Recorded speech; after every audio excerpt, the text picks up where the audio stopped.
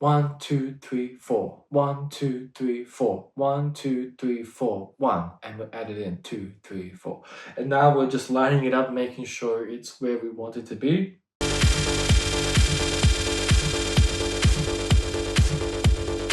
If you're listening along, right? 2, 3, 4, 1, 2. It's still not ended, okay?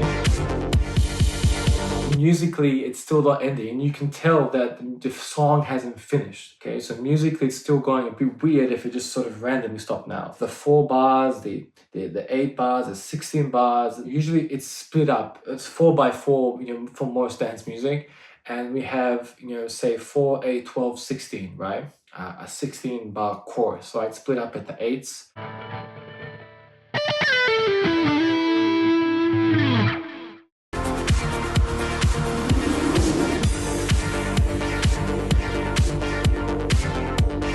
Melody is getting a bit repetitive, right? It's just sort of the same thing. Things are coming in and out. Dan Mouse does this really well. He really likes just sort of long intros, extended versions. He really, even in his, releases, he really sticks to that sort of 4, 8 bars, 16 bars. He likes those big sort of classic intros. When he's playing it live, he's really creative about what he does. Every so often, he'll do something, he'll add a bit of reverb, he'll switch it up, he'll do this, he'll do that. That's what we're doing here. We're just adding a bit of flair, we're adding a bit of that sweep, adding a bit of that noise, a bit of a sort of uplift, that sort of riser effect, and we're just having a bit of fun playing around with things.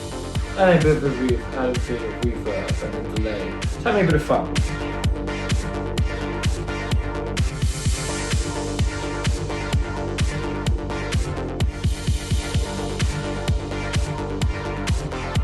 Doing it musically, so going with the music, just like bam, din din din din din din din din.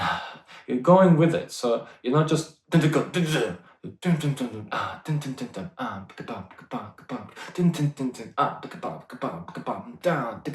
Imagine if you're playing bass, right, with the drums, okay, and they're very, very important to keep the groove, okay. So the bass is playing with the drums are playing with the bass, and you're locked in. You've got that groove, okay, and you can't just go and the drums are doing something else.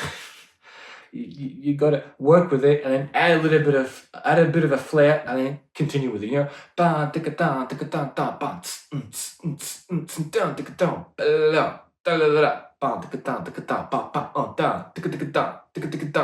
And that way you're creating that. That's what we're doing here. So that's the way I'm thinking, because I come from that perspective. You're thinking about how can you do it musically from a musician's perspective. If you're playing an instrument, that's what we're doing here. We're playing an instrument, playing that bass, we're playing that guitar. Okay, and how would you do that if you're playing with a band? The music's your band, and you're playing one of the instruments.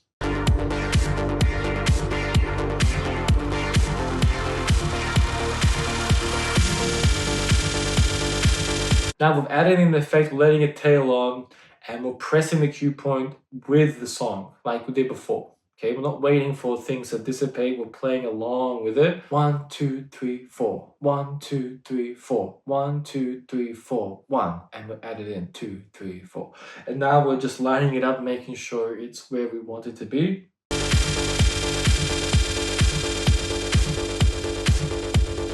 If you're listening along, right? 2, 3, 4, 1, 2. It's still not ended, okay?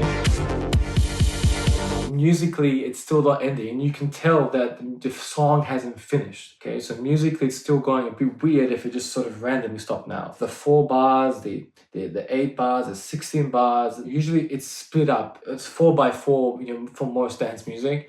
And we have, say 4, 8, 12, 16, right? A 16 bar chorus. So I'd split up at the 8s. If you just stop at 12, it's a bit weird. It works, but for something like this, it doesn't. For what I'm wanting to do next, it doesn't really work. We're counting that, we're feeling that, and that just comes through practice. 3, 4, 1, 2, still going. It's not finished yet. You can feel it.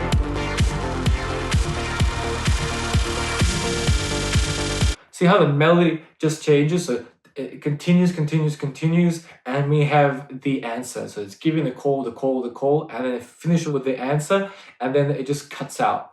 And that's when we play. So call, do, change, and switch. Let's watch it one more time.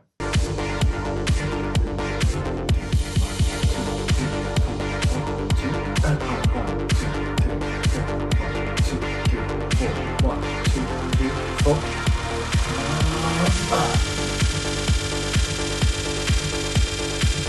And we added in that, great big effect to help with the transition.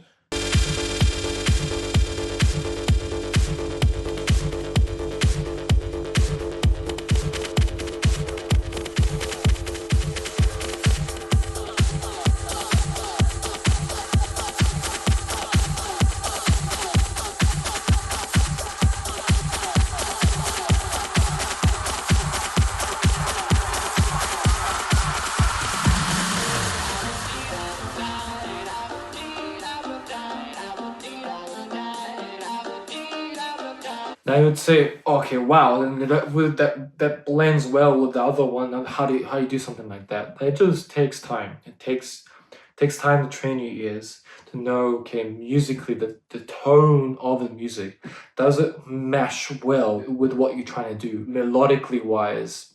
Is it blending into what you want to do?